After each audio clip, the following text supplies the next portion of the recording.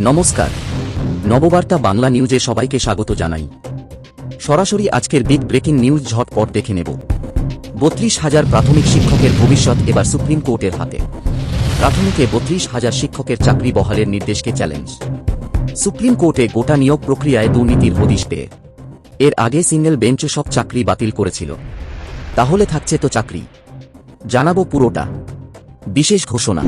প্রতিদিন দেশ বিদেশ ও বাংলা স্থানীয় খবরের টাটকা আপডেট পাওয়ার জন্য আমাদের নববার্তা ইউটিউব চ্যানেলটিকে সাবস্ক্রাইব করুন। ফিরে আসছি বিস্তারিত খবরে। রাজ্য বিধানসভা নির্বাচনের দামামা বাজার মুখে নতুন করে চর্চায় উঠে এলো প্রাথমিক শিক্ষক নিয়োগ দুর্নীতি মামলা। কলকাতা হাইকোর্টের ডিভিশন বেঞ্চের দেওয়া ৩২,০০০ শিক্ষকের চাকরি বহালের রায়কে চ্যালেঞ্জ জানিয়ে এবার সুপ্রিম কোর্টের দ্বারস্থ হলেন চাকরি প্রার্থীদের একাংশ। শীর্ষ আদালতে স্পেশাল লিভ পিটিশন বা এসএলপি দায়ের হওয়ায় ফের অনিশ্চয়তার মেঘ ঘনীভূত হচ্ছে হাজার হাজার শিক্ষক শিক্ষিকার ভবিষ্যতে। ঘটনার সূত্রপাত ২০১৪ সালের টেট পরীক্ষার ভিত্তিতে ২০১৬ সালের নিয়োগ প্রক্রিয়া ঘিরে। সেই সময় রাজ্যে প্রায় ৪২,০২৫ জন প্রাথমিক শিক্ষক নিয়োগ করেছিল পর্ষদ, কিন্তু এই নিয়োগে ব্যাপক অনিয়মের অভিযোগ তুলে মামলা দায়ের হয়। ২০২৩ সালে কলকাতা হাইকোর্টের তৎকালীন বিচারপতি অভিজিৎ গঙ্গোপাধ্যায় ৩২,০০০ অপ্রশিক্ষিত শিক্ষকের চাকরি বাতিলের ঐতিহাসিক নির্দেশ দেন।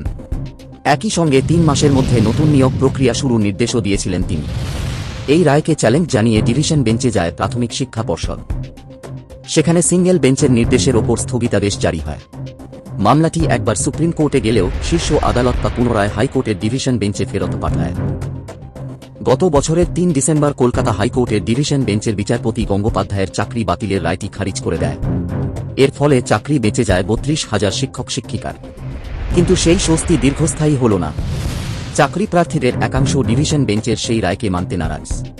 তাদের দাবি, নিয়োগে স্বচ্ছতা ফেরাতে সুপ্রিম কোর্টের এই দাবিতেই সর্বোচ্চ আদালতে বিশেষ লিভ পিটিশন দাখিল করা হয়েছে। সামনেই বিধানসভা নির্বাচন। ঠিক এই সময়ে কয়েক হাজার শিক্ষকের ভবিষ্যৎ নিয়ে আইনি টানাপোড়েন শুরু হওয়ায় অস্বস্তিতে শাসক দল। অন্যদিকে বিরোধীরা এই ইস্যুকে হাতিয়ার করে নিয়োগ দুর্নীতির অভিযোগে সরব হয়েছে। সুপ্রিম কোর্ট এই আবেদন গ্রহণ করলে এবং শুনানির দিন ধার্য হলে মামলার মোড় কোন দিকে ঘোরে, এখন সেদিকেই তাকিয়ে রয়েছে রাজ্যের শিক্ষামহল ও হাজার হাজার পরিবার। এই ছিল এখনকার সংবাদ। সবাইকে সাথে থাকার জন্য ধন্যবাদ।